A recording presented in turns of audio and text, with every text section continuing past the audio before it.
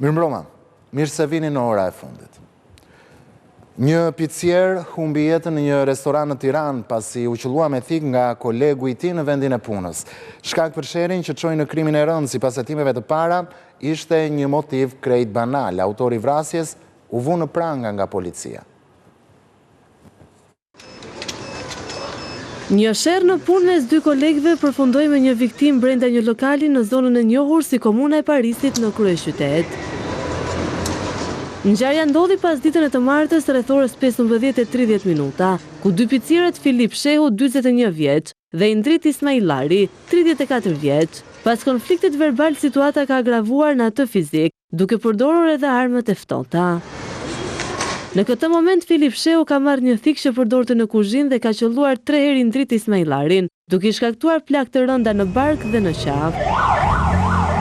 Si pasojë e plagëve të marra, 34 vjeçari Indrit Ismailari ka ndëruar jetë në spital, ndërsa autori Filip Shehu është ndaluar fillimisht nga stafi i lokalit ku punonte dhe më pas është arrestuar nga policia. Nga dëshmitë e klientëve dhe të stafit të lokalit, sherri fillimisht ka nisur për një tas me proshut mes viktimës dhe autorit. Në momentin e ngjarjes, lokali ka qenë i mbushur me klientë. Të terrorizuar kanë parë të gjithë skenën e ngjarjes. Ndërkohë policia ka hapur kamerat e sigurisë brenda lokalit për të kuptuar dinamikën e plotë të ngjarjes.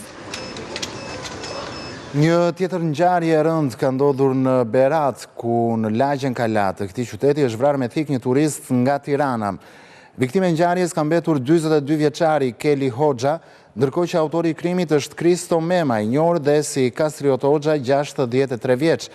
Ky i fundit ofronte shëtitje me kal në Kalan e Beratit për turistët që e vizitonin atë, ndërkohë që konflikti mes tyre ka ndodhur pikërisht për çmimin e shërbimit që ofronte 63 vjeçari. Në debate sipër, ai ka nxjerrë thikën dhe ka qelluar disa herë viktimën. Keli Hoxha në sy të gruas dhe fëmijëve të tij. Autori i dënuar dhe më parë për vrasje u largua nga vendi i ngjarjes dhe është arrestuar pas disa orësh kërkime i fshehur tek shpella e Mehmetësit përballë urës së Goricës.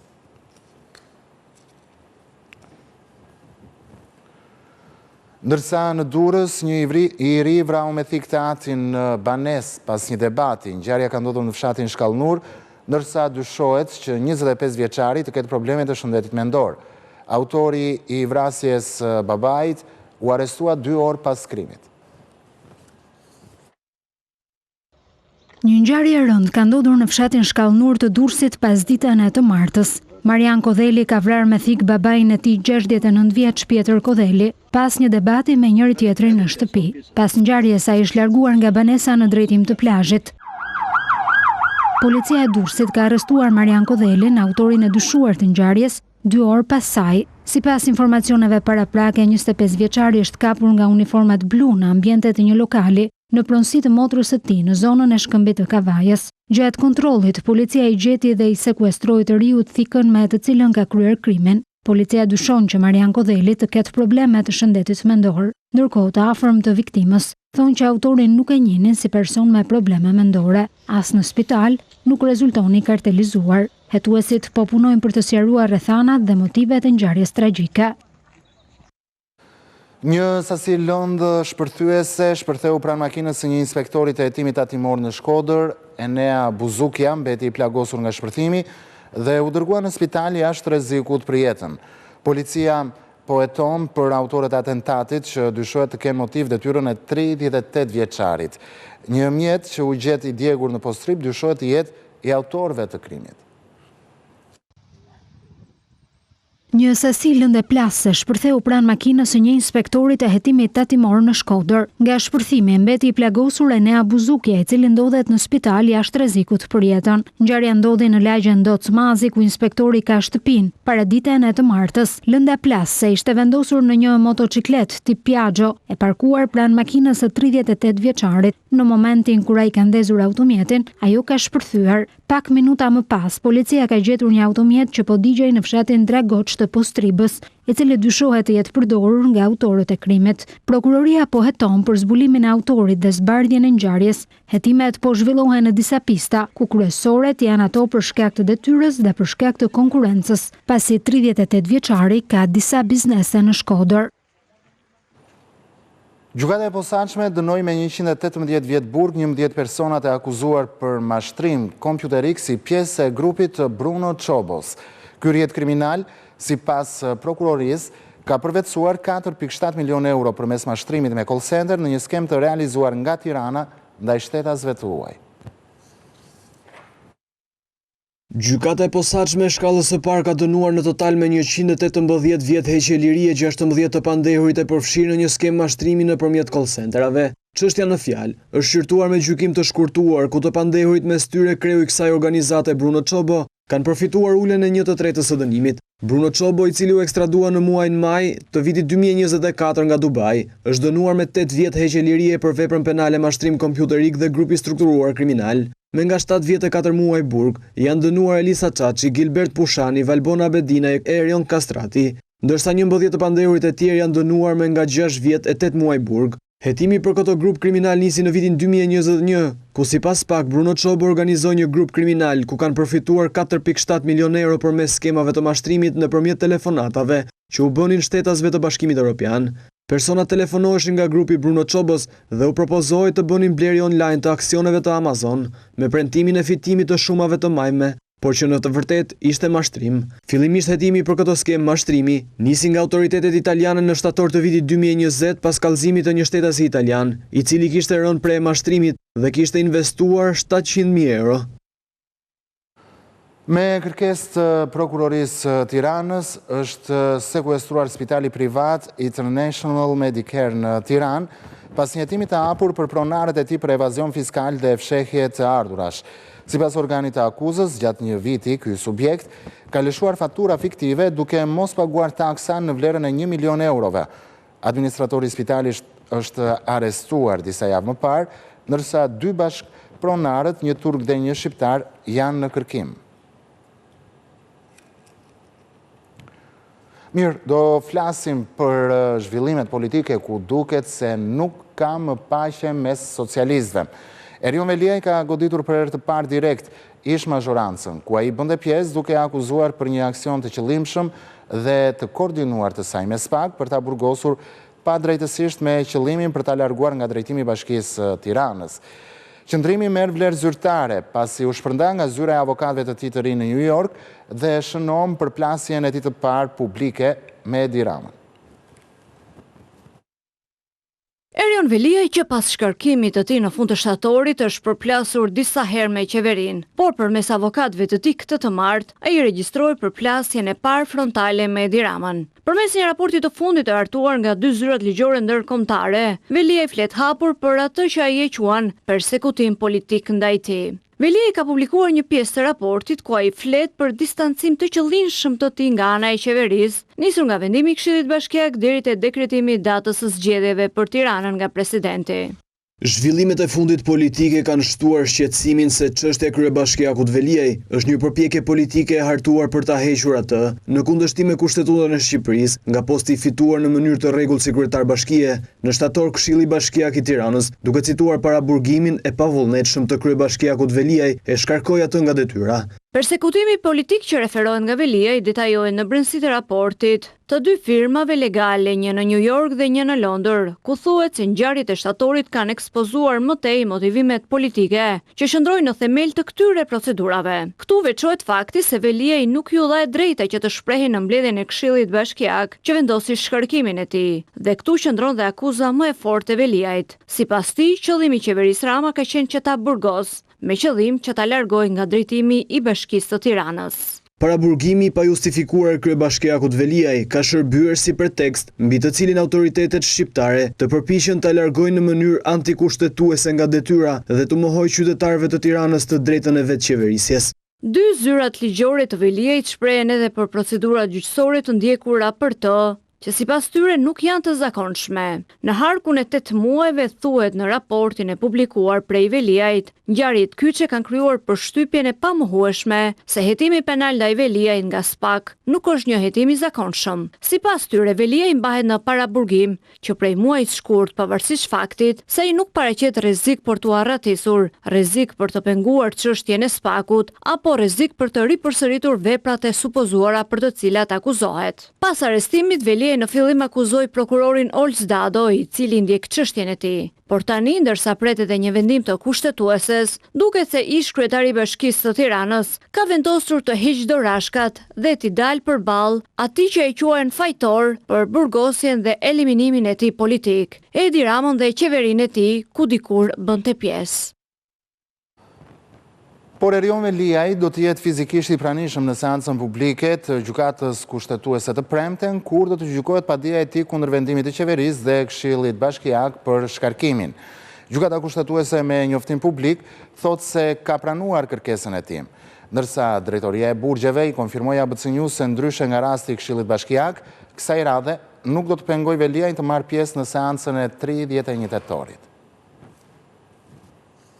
Të premten ish kryebashkiaku I Tiranës Erion Veliaj I arrestuar prej shkurtit do të mund të lërë qelinë e paraburgimit në Durrës për të marrë pjesë në seancën e gjykatës kushtetuese. Ai nuk ka asnjë pengesë nga prokuroria e posaçme, siç u saktësua nga burime pranë SPAK-ut për ABC News. Ish kryebashkiaku I arrestuar I ka shprehur vullnetin gjykatës kushtetuese për të qenë I pranishëm në seancë, ku do të shqyrtohet ankimimi që ai ka bërë kundër shkarkimit prej qeverisë në fund të shtatorit. Këtë e ka konfirmuar këtë të martë vetë gjykata kushtetuese, që bëri publike shkresën drejtuar Veliajt për datën dhe orën e zhvillimit të seancës plenare publike të 31 tetorit. Në të njëjtën ditë, kushtetuesja ka informuar SPAK-un mbi kërkesën e Veliajt, por dhe drejtorinë e burgjeve. Ju informojmë se gjykata kushtetuese me shkresën numër 28 e 2025, regjistri themeltar datë 13/10/2025, ka njoftuar drejtorinë e përgjithshme të burgjeve duke vënë në dieni për datën dhe orën e zhvillimit të seancës plenare publike, si dhe marrjen e masave për shoqërimin e zotit Erion Veliaj në seancën plenare publike në rast se do të shprehej vullneti për marrjen pjesë personalisht në gjykim.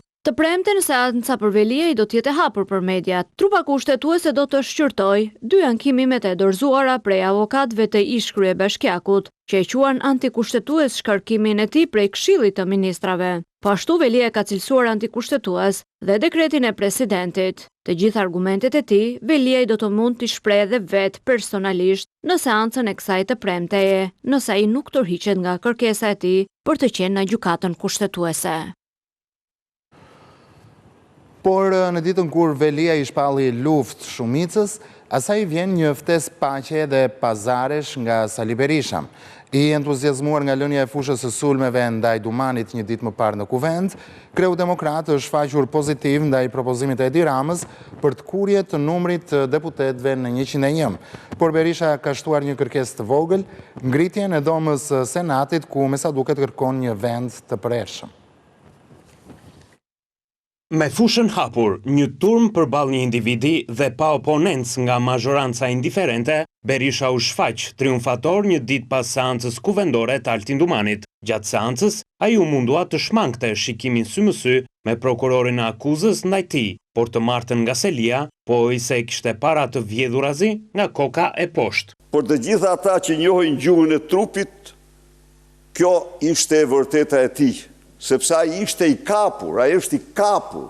Pra duket se pakti I heshtur ishte që mazhoranca, e lënduar nga pickimet e shumta penale të SPAK-ut, t'i linte hapur fushën opozitës dhe në Kuvend të flitej për korrupsionin e socialistëve, por jo për dosjet e Berishës. Dhe kështu, mes zhurmës e heshtjes, Rama dhe Berisha takohen sërish në një pikë, po për SPAK, kush e heton Dumanin? Nuk ka, është mbi ligjet, mbi kushtetutën. Ai është vetëm direkt I varur nga Edi Rama. Po të kishte kompetencë, do të niste hetimin kryesisht. Ja urdhë ku del problemi I tij. Doktori ndihet jo komfort para drejtësisë, por edhe Rama nuk është rehat para partisë. Sidomos, ditën kur Veliaj I ka shpallur luftë ish kryetarit tij, por miqtë e vërtet njihen në ditë të vështira. Berisha ofroi të martën një gjethe ulliri për kërkesën e Ramës për një kuvend me 101 deputet, me një kusht të vogël, që ai vetë të jetë senator. Por në qoftë se është problemi për të përcaktuar senatin e Republikës në kushtetut, po, jam gati, s'kemi asnjë kompleks aty ne. Sepse besojmë që është një institucion I dobishëm dhe jo duke rënduar buxhetin e takspaguesve, por duke zvogëluar numrin e deputetëve. Në fund nga këto pakte, humbasin rivalet e dyve, të tretët, problematike të vegjull, si partitë e reja opozitare, Dumani dhe Erion Veliaj. 14 vjet pasi përmbysi votën e shqiptarëve në Tiranë dhe i dha Lulzim Bashës në tavolinë fitore në Bashkinë e Kryeqytetit, Arben Ristani do të rikthehet sërish në Komisionin Qendror Zgjedhor. Partia Demokratike e paraqiti si kandidat vetëm për Komisionin Rregullator. Socialistët në Komisionin Parlamentare komentuan me ironi të pafuqishëm për të ndalur kthimin e Ristanit dhe të tensioneve në Komisionin Qendror Zgjedhor në prag të zgjedhjeve të 9 nëntorit. Arben Ristani po tenton të rikthehet në Komisionin Qendror të Zgjedhjeve, 14 vite nga zgjedhjet lokale të 2011-s, ku me një vendimarrje të paprecedent në kundërshtim dhe me rekomandimet e OSBE-ODIR, përmbysi rezultatin për Tiranën nga 10 vota plus për Edi Ramën në 189 vota në favor të PD-s, njeriu që bëri jo me vota, por me duart e veta Lulzim Bashën, kryetar bashkie, po tenton të futet sërish në derën nga ku doli me emër jo të mirë. Zgjodha këtë për shkak dhe të përvojës që kam në këtë fush, për shkak të pasionit për këtë fush, edhe mendoj që është dhe një vend ku ka nevojë për kontribute me lloj CV-je dhe përvoje në fushën përkatëse. Ky motivimi është thjesht dëshira për t'u rikthyer profesionit dhe ndjenja e mendoj që jam i aftë ta bëj si duhet. Dhe me sa duket, tashmë që zgjedhjet janë në prag, demokratët janë kthyer besniku të vjetër të proceseve kontraverse elektorale, duke i caktuar një vend si antar në Komisionin Rregullator. Mendova që në këtë moment karrierës personale t'i kthehem profesionit. Siç e dini, vitet e fundit jam marrë edhe me politikën, mendova që është moment që t'i kthehem profesionit. Dhe zgjodha këtë për shkak dhe të përvojës që kam në këtë fush. Kandidatura e Ristanit, i cili në zgjedhjet e 11 majit nuk arriti të merrte mandatin e deputetit në Gjirokastër, nuk kaloi pa ironi mes mazhorancës dhe opozitës, sa i përket zhveshjes së tij nga forca politike që ka përfaqësuar ndër vite. Kjo është një vlerë e shtuar që garanton që opozita është mbështetëse e kandidaturës suaj, domthonë nuk më mbetet gjë tjetër vetëm ta konfirmoj këtë. Insinuata që bëri kryetari i komisionit lidhur me mbështetjen tonë në momentin e vlerësimit si për kandidaturën tuaj, si një kandidaturë opozitare, siç u përpoq që ta tregonte, nuk pasqyron të vërtetën e asaj dhe të atij debati që u zhvillua sot. Rikthimi i Ristanit lë jashtë rregullatorit edhe Partinë e Lirisë, pasi përveç tij PD do të mbështesë anëtaren aktuale Helga Vukaj, por nëse Vukaj ka mbajtur qëndrime të moderuara edhe pse pro Partisë Demokratike, ardhja e Ristanit paralajmëron rikthimin e tensionit edhe në sallën e Komisionit Qendror të Zgjedhjeve. Punimet për ndërtimin e portit të ri në Porto Romano do të nisin vitin e ardhshëm. Zëvendës kryeministrja Belinda Balluku tha se punimet për këtë port do të zgjasin deri në vitin 2029, ndërsa ai do të jetë edhe një bazë e NATO-s. Porti i ri i Durrësit do të jetë një nyje e rëndësishme lidhse edhe për rajonin. Zëvendës kryeministrja Balluku prezantoi edhe drejtorin e ri të portit të Durrësit, Liburn Aliu. Ndërtimi i portit të ri në Porto Romano do të nisë brenda vitit 2026. Në prezantimin e drejtorit të ri të portit, Liburn Aliu, zëvendës kryeministrja njëherë është ministra e infrastrukturës Belinda Balluku, tha se në garë për ndërtimin e portit kanë marrë pjesë kompani ndërkombëtare dhe fituesi do të përzgjidhet në janar. Në janar ne do të kemi një fitues, një konsorcium fitues, që më pas duhet vazhduar me negocimin e kontratës dhe me synimin e madh për të nisur kantierin e ndërtimit të portit të ri në Porto Romano brenda këtij viti, pra vitit që do të vi 2026-s. Dhe sipas gjithë llogaritjeve dhe sipas dokumentacionit, për 3 vite ky port duhet të jetë i dorëzuar dhe operativ. Pra Shqipëria në 2029 duhet të ketë të dorëzuar një port në zonën e Porto Romanos, porti më i madh në Ballkanin Perëndimor. Në portin e ri pritet që të ngrihet edhe një bazë NATO, e cila do të shërbejë si një korridor sigurie për rajonin. Porti i Durrësit është porta hyrëse e korridorit të 8, për cilin ne kemi folur gjatë, por që tashmë nuk mbetet vetëm në fjalë, por janë projektet konkrete që flasin për një korridor ekonomik i bazuar mbi transportin dhe energjinë, por dhe një korridor sigurie i disponueshëm për të gjitha operacionet e NATO-s. Liburna Liu, dikur ministër i infrastrukturës në qeverin Kurti, tha se porti i ri do të jetë një pikë lidhëse shumë e rëndësishme për tregtinë dhe sigurinë në rajon. Në Nis, është e domosdoshme që ky port të modernizohet në shkallën që të jetë sfidues dhe të jetë konkurrent për gjithë rajonin. Për të realizuar kjo, është e domosdoshme që të shihet pikërisht në aspektin gjeopolitik, të shihet Maqedonia e Veriut, në veçanti edhe Kosova, si pika prej ku mallra do shpërndahen në të gjithë rajonin.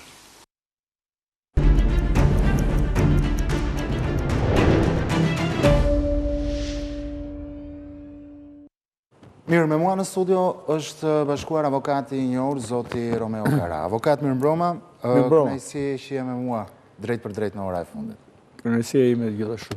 Avokat, besoj se ti e ke ndjekur, Ilir Meta ka reaguar sërish sot nga Burgu për hetimet e SPAK, ku për të disatën herë në fakt pretendon se dosja e tij nuk ka prova dhe veçanërisht prova të ardhura nga Shtetet e Bashkuara të Amerikës. Por, avokat, pse duket sikur ish presidenti Meta tashmë ka frikë nga provat amerikane? Çfarë përmbajnë ato? Ka prova të tilla? Sot jemi njohur me një zhvillim të ri, i cili përforcon të gjithë narrativën, mbi të cilën është ngritur dhe akt akuze. Pra, ka ardhur një provë që vërteton që lobimi është i palikshëm, i bërë për LSI-n në SBA, ku një pjesë e parave është paguar nga LSI-a dhe pjesa tjetër nga biznesmeni Shatku, i cili është favorizuar më parë në mënyrë të palishme nga pushteti i Metës në vend. Kur ka ardhur kjo provë, avokat, dhe kush e ka sjellë? Po thuhet që kjo provë pas ka ardhur në fillim të muajit tetor, e kanë sjellë institucionet amerikane, por nuk ka, është vazhdim i kësaj logjike timi që përforcon edhe një apo them akt akuzën. Dhe normal gjendur në këtë situatë kuptohet dhe reagimi i tij se këtu lufta është për të në thënë nuk ka fakt penal, ose nëse ka një fakt penal, nuk ka prova të vlefshme, të cilat e lidhin personin me këtë fakt, edhe të krijohet dhe lidhja shkakpasojë. Këto janë 2-3 këmbët me cilën ngrihet e gjithë fabula penale. Avokat, më lejo që të ftoj në programe dhe gazetarin e njohur, zotin Fatos. Lejoni veten, unë s'kam çfarë bëj tjetër. Fatos, mirëmbroma, faleminderit, kënaqësi që bashkohesh me ne drejt për drejt në ora e fundit. Nuk e di nëse më dëgjon Fatosi? Fatos, më dëgjon?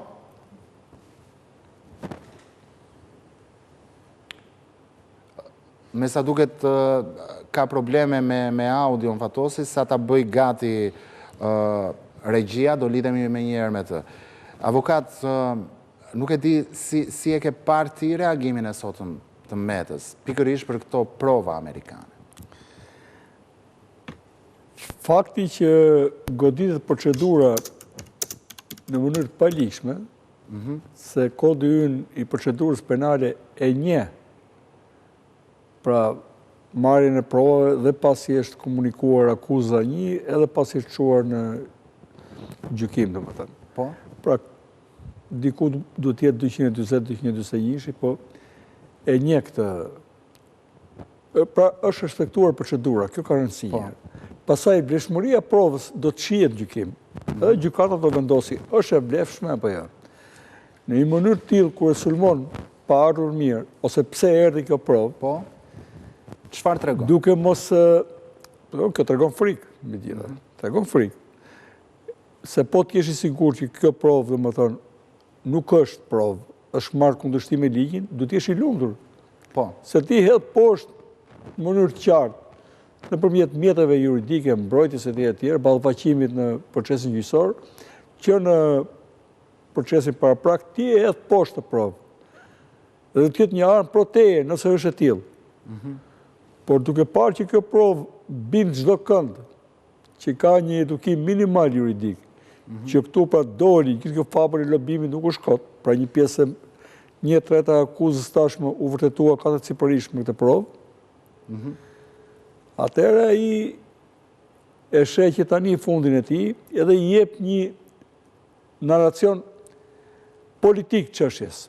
Pra po të shohësh të gjithë ta që janë në këtë hall, si ky, si Veliaj, Berisha e tjerë, e konsiderojnë sulm politik, po kush është kjo forca që sulmon dhe PS-n dhe LSI-n apo Partinë e Lirisë dhe PD-n, sulm politik. Në fakt, kemi një organ drejtësie, akuze, po dhe gjykimi, si është GKO-ja dhe SPAK-u, të cilat po veprojnë, në base jo me kapacitet plot, të më thënë, po veprojnë, po zbatojnë ligjin, dhe zbatimin e ligjin të rast, këta i quajnë sulm politik.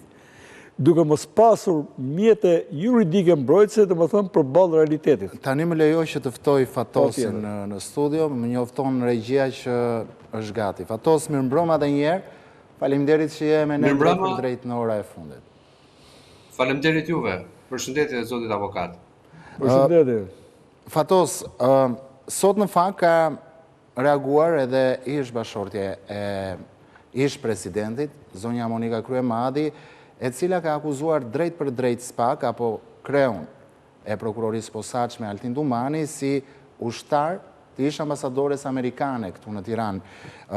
Yuri Kim duke e akuzuar për një puç ndaj familjes së saj pikërisht me urdhër të diplomates amerikane. Si e keni parë ju këtë qëndrim dhe mbi të gjitha çfarë synojnë deklaratat të tilla? Mirë që pas ka ngritur pak stekën se deri tani e kanë akuzuar si shërbëtor të kryeministrit zotit Rama, po tani e pas kanë çuar pak më tej ndërkombëtare dhe deri për te oqeanit, deri tek ish ambasadore amerikane apo përfaqësuesja e qeverisë amerikane. Pra, gjithsesi, domethënë këto janë lojra që këta i bëjnë për të hallakatur vëmendjen dhe për të hallakatur deri diku, le të themi, opinionin publik dhe ndjekësit e tyre për t'i bindur që janë të pafajshëm dhe që amerikanët, përfshi, le të themi, ambasadori amerikane pas ka iniciuar hetimin ndaj tyre, po këta nuk akuzohen për krime kundër Amerikës, me sa dim dhe me sa kemi ndjekur këtë çështje. Këta akuzohen për abuzime me lekt e shqiptarëve, pra me për vjedhje në xhepat e shqiptarëve, në lekt e shqiptarëve, në fondet e shqiptarëve dhe në parat e qeverisë shqiptare.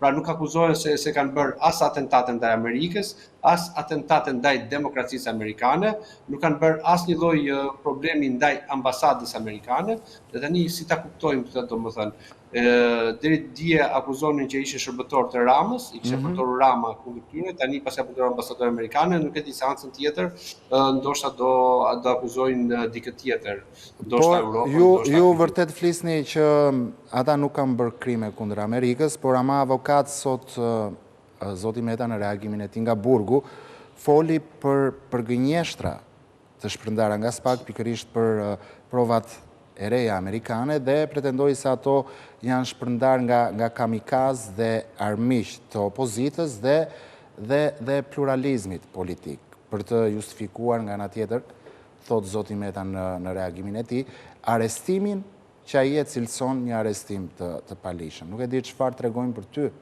deklaratat të tilla. Ma thekso dhe njerë, e quan provën që ka ardhur nga Amerika, e quan kamikaz? Provën e ardhur nga Amerika e cilëson gënjeshtër të shpërndar nga SPAK pikërisht te kamikaz, siç ai cilëson ata njerëz të opozitës dhe të pluralizmit politik. Kjo është një akuzë e rëndë që tregon dëshpërim total. Sa ajo provë ka, me sa kemi mësuar sot, ka ardhur nga një institucion amerikan. Në mënyrën e duhur, dihet marrë provë si kryhet nëpërmjet institucioneve. Procedurë të duhur, institucionet e njohura tani të akuzosh edhe institucionet e shtetit amerikan që punojnë me kamikaz e tjerë, domethënë. Edhe rastin e Jurikim. E para njerë, është një gjuhë që nuk ka sens edhe qytetarie, po dhe logjik. Kur bën akuza tilla, vetëm politike, për konsum të brenda, po dhe këtu ne kemi lloj emancipimi, jo më pasaj në botë. Se mund të padisi jurikim nesër, edhe do të tjetë vështirësi pasaj t'i përgjigjet. Akuzat tilla të papërgjeshme, me çfarë fakti? Karakterizohen pikërisht këta dy, se Rama nuk para bën akuzat tilla. Në të rast, ka kusore tjerë si këta, po nuk është si këta në akuzat. Ta janë shfrenuar, të dy, dhe ky dhe Berisha. Bëjnë akuza, ku është fakti? Edhe prova. Njësoj, si akuza që bën prokuroria për këta, edhe këta, kur dalin në opinion, kur bëjnë akuza, duhet të regojnë ku është fakti. Kemi një fakt që ky është shërbëtori kësaj, kamikazi kësaj, asaj. Ne kemi një politik, partneriteti me aleatin tonë më të rëndësishëm, por kjo zot thotë se kur ti je një politik të tillë, ata janë suportues, dhe ky ka ditur shumë mirë rolin e partnerëve tanë. Tani zbatimin e një politike të tillë, ky e quhen një politikë në shtrimi, vegël, nuk e di si konsideron tani. Ju thoni avokat... Edhe pikërisht te ky shtet, tek i cili ky ka paguar qindra mijëra dollar për të shkuar, për të lobuar, për të bërë foto. Po, ju thoni që ka ardhur një provë pikërisht për lobimin. Dhe që ta vazhdoj, është e turpshme, pse duhet shkojnë gjitha që pas kanë shkuar në Amerikë. Ky këtë mënyre, Rama që ka pasur mundësi të shkojë dhe prapë pas kanë shkuar dhe i me financime, thonë këta, me Bilalin, me këto, e të tjerë. Ore kam hyrë, jam iç kurkund, në lidhje mas një lloj pozite pushteti. Ka shfaqur dëshirën, ka hyrë pas një cent, pas një qindark. Pra këta, pse këta vetë ka paguar të gjithë për të shkuar në Amerikë, domethënë. Edhe pasaj e nëmin Amerikën. Po ju keni paguar për të shkuar atje. Qimet e kokës. Teksa ju thoni që ka ardhur një provë e rëndësishme dhe nga Amerika që i është bashkuar dosjes së Medës pikërisht për lobimin, dikush tjetër, avokat dhe me të drejtë, do pyeste çfarë provash të tjera mund të priten nga Amerika për këtë dosje. Po nuk e di më, unë tani nëse do kemi duke lexuar median, a është një rapo, Almir Rapo që ka qenë? I dalin edhe provat që thuhet për personin që ka pasur në ministri, kur ka qenë ministri i jashtëm, dhe arrestuar amerikanët atje në ambasadë. Pastaj edhe tjera, nuk marr përsipër të bëj orakullin, por këto akuza, kur i kemi parë, janë qindra faqe atje, do vërtetojnë të saksionet. Dhe këta kanë dhe një gjithë mirë, nuk po them për metën të rast, se kanë për tjerë. Si që kemi rastin të Albanias, këta shkojnë edhe pikërisht e ngrenë dhe offshore-in po në Amerikë, në Delaware të rast. Edhe pastaj, nesër, kur të ndodhë në gjë, të thonë, e kemi nga Amerika, po ju dhe shkonin ndër xhami se bën jetë punë pastaj, për dhe ju vjetë ngordhja. Mund të ketë prova tjera. Kam pasur një oreks madh ta për të nxjerrë pasurie, për të bërë qarkullime, dhe këtë rast, duke qenë që kanë atë njeriun e tyre atje, të cilët kanë bërë nder, dhe ju ka hapur dhe kartat që këta i kanë shpenzuar, do lëshuar këtej nga Amerika, duhet të ketë prova tjera në lidhje me transaksionat. Fatos, dua të ndaj një tjetër ngjarje me ty. Dje gjatë raportimit të Altin Dumanit në kuvend, ndodhi dhe përballja e tij me persona që ai veti ka në hetim apo dhe në akuzë, siç është rasti i Flamur Nokës, Belind Këlliçit, por edhe i zotit Berisha, por nga ana tjetër edhe përballja e tij me një ish prokuror si Arjan Doja, një prokuror në fakt që është i shkarkuar nga vetingu. A mendon se vendosja e këtyre emrave përballë tij është një mesazh i opozitës për kreun e SPAK apo një përpjekje për t'i thënë atij se këta persona kanë mbrojtje politike? Pikërisht kjo e fundit është për të çuar një mesazh, për të thënë që këta persona kanë mbrojtje politike, po pikërisht ky mesazh realisht është një mesazh mjeran, është një mesazh që nuk e çon asgjë kundi dhe aq më tepër që opozita të paktën ka disa deputet, mund të gjente disa emra të tjerë, mund të gjente disa emra të cilët ishin të paktën të papërfolur nga SPAK-u, mos kishin, në këtë rast mund të themi kanë konflikt interesi, por të çonë deri në këtë lloj farfeje, domethënë të gjenden emrat më të përfolur nga SPAK-u, emrat më problematik për SPAK-un, emrat në akuzë nga SPAK-u, dhe të çohen të përballen me kryeprokurorin e SPAK-ut, pra me zotin Dumani. Ndërkohë që Partia Demokratike ose opozita le temi kishte plot emra të tjerë, mund të gjende emra të papërfolur dhe ta përcillte mesazhin ashtu siç duhet ta përcillte. Po ky nuk është mesazh le temi as politik, as mesazh demokratik, po është thjesht një mesazh për të thënë që kjo është ajo që kemi ne në dorë të bëjmë, pra kaq kemi në dorë, kaq bëjmë. Pra kaq është takati i tyre dhe kaq është le themi niveli dhe pjekuria e tyre politike. Avokat, mesazh mjeran, po përfundoj mendimin fatos. Po, dhe për të mos u rikthyer përsëri, dhe që thoya që është tamam, domethënë kaq është takati i tyre politik dhe kaq kanë në dorë, kaq bëjnë, nuk shkojnë dot më tepër se kaq. Nuk mund të prodhoj politik më tepër se kaq kjo lloj opozite. Kjo lloj opozite e cila është katandisur në emra të cilët janë emëruar direkt nga Berisha, në pëlqimet e Berishës, dhe kuptohet që Berisha të gjithë ata që i ka zgjedhur fatkeqësisht i ka zgjedhur poshtë nivelit të tij. Mesazh mjeran e quan Fatosi mesazhin e opozitës ditën e djeshme në kuvend përballë Altin Dumanit, por avokat, çfarë mesazhi jep Berisha me tentativën për të rifutur edhe një herë në Komisionin Qendror Zgjedhor Arben Ristani, një emër që dihet historia e tij me zgjedhje? Shiko, në planin profesional, unë nuk kam çfarë them për Ristanin, se edhe kam biseduar me të, edhe di çfarë është edhe jashtë kamerave. Por, ajo që ndodhi me zgjedhjen në Tiranë, i ka vënë një njoll, pra është përmbysur një rezultat në tavolinë, në kundërshtim me të gjithë faktorët që kanë qenë atje, ose OSBE o dirë që kanë thonë nuk mund vazhdoj këtë punë kështu, domethënë. Ka ndodhur diçka e pa ndodhshme përpara.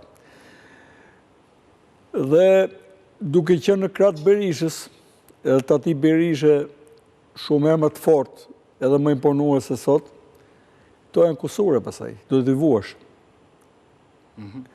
Pra njerëzit gjithmonë kanë humbur integritet edhe dignitet bile. Edhe kanë pasur pasojë edhe kusure prej Berishës. Nuk besoj që ai do të shkojë me të njëjtën mendje atje. Se kam parë dhe lloj distancimin lidhe me procesin e lobimit etj. Pra ka qenë. Por Berisha mendon që mund t'i përdori prapë si më përpara. Pra ka një tjetër qasje. Megjithatë, kjo tregon që në TPD me Berishën aty nuk ka më gjenerim, nuk ka më figura të reja. Ai sa mori rolin qesharak pasaj për t'i dhënë leksion, ky zotëria politikanëve të ri. Edhe duke kopjuar Ramën, por në një mënyrë për t'i thënë atyre që unë jam patriarku. Kujdes, prap unë jam ai që ju jap dhe mend bile. Ne kemi nevojë pikërisht për koncepte të reja që t'jenë kundër konceptit Berish dhe Ram bashkë, janë një establishment. Se ku janë? Po i quajmë të dy gjeni në llojin e tyre, në forcat tyre politike. Ku jemi si Shqipëri? Jemi në ditën më të zezë, po të llogarisim se çfarë mundësish kemi pasur për të bërë ne si vend. Sot për shembull Berisha i ka propozuar Ramës ndërtimin e një senati. Çfarë është ky senat, avokat? Ku Berisha kërkon të bëhet pjesë? Po mimat janë filtrat se senat, bota ka pas bile Roma, ka pas senat kur nuk e kanë pas tjerë. A e bën Berishën senati të paprekshëm? Po nuk ka për të bërë. Nuk ka zgjidhje në bazë, zgjidhja është frym, është në thelb. Shqipëria ka nevojë për drejtësi. Edhe po citoj për herë dytë po sot. Me që ka dalë në modë dhe Sulejmani Madhërishëm. Pikërisht ky sulltimtar otoman, në fund karrierës së tij, rreth 40 vjeçare në pushtet, ku ka qenë nga 26 vjeç, ka qenë 1520 në më tepër, ka shprehur përfundimin çfarë është pushteti. Ai ikën shpeta si puna e ajrit duket që ikën kalon, si një fllad. Por ajo që ngelta është drejtësia. Nga gjithë pushteti këtyre dy madhështorëve, të dy krave, ne në tani në fund, se na kanë marrë pjesën më të madhe të jetës, jetën totale, ne edhe tjerë, ata që kanë ikur. Njeriu në kohë se ka bërë Zoti këtë tokë këtu, që ta përzesh ti tani, ti të rish ti zgjerohesh mirë. Ne na kanë lënë shijen e padrejtësisë. Tani mund të hami çik më mirë se para ca vite, mund të bishim pak më mirë. Por në mënyrën se si këta sundojnë, janë bërë ligje. Me këtë veshje pak më mirë më kujtove Flamurnokën, me atë deklaratën e deputetëve që s'duhet. Po çfarë them tani, ai ka ata të dy që i ka marrë Berisha se po dalë tani ke Dumani, guxon dhe merret ai me Dumanin. Që 98% e popullit ta pyesësh sot thot Dumani. Ta pyesësh çfarë raporti është Dumani me Ramën apo me Berishën, njerëzit do donin sot të shifin më tepër Duman. Drejt. Ti them shqiptarëve, a doni edhe dy tjerë si Rama apo dy tjerë si Berisha, do shkulin flokët. Ta mbaroj se e kam përbrenda këtë. Pra, gjithë kjo kohë ne na mësoi që ne na mungon dhe ajo që do të zgjidhë gjithçka se do të normalizojë të vendin tonë, jetën tonë. Jemi ndarë me vlezër, jemi ndarë me fëmijët e me tjerë. Është drejtësia, ne duam një minimum drejtësie të pranueshme. Këta zotëri nuk e japin. Dhe ai bie Dumanit, ndërkohë që ka marrë dy persona të larguar, pavarësisht që mund të thonë dorë që kanë ikur para kohë, nga vettingu të padej për të qenë pjesë e drejtësisë, i ka marrë në sallë, po pyeti sa kanë qenë ato shkrimet në media, sa pasuri njëri dhe tjetri. Pra është i aftë shofi ai atë fijen e flokut këtu pa të trajnë që vetë nuk e shef. Pra kjo lloj hipokrizie që quhet berishizëm ka dalë boje. Dhe prandaj thot patosin për det, ai është shterp edhe mirani kohësisht. Mirë ata që marrin leksione për atij edhe shkojnë pasaj të bëjnë hajër duke mbas udhëheqjes së tij në parlament. Fatos, fjala e fundit për ty.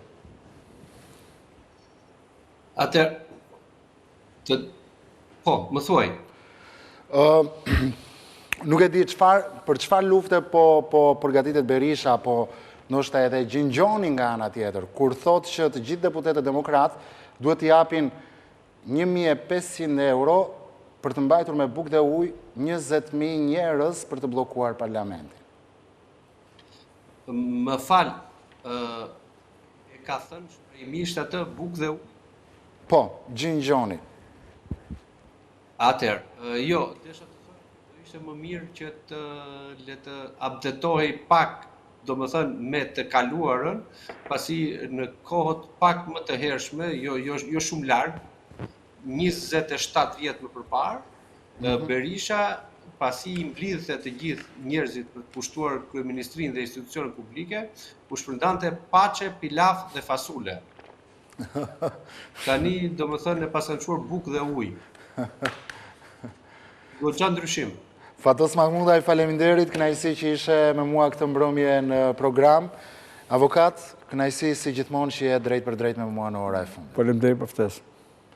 Mirë, këtu kemi ardhur dhe në fund të këtij programi. abcnews.al është adresa jonë zyrtare në internet, ku ju mund të klikoni për të lexuar të gjitha lajmet në kohë reale dhe po në kohë reale na dëgjoni në frekuencën e radios ABC 105 FM. Leontina Nika vjen pas pak me pas mesnate. Juftoj të ndiqni.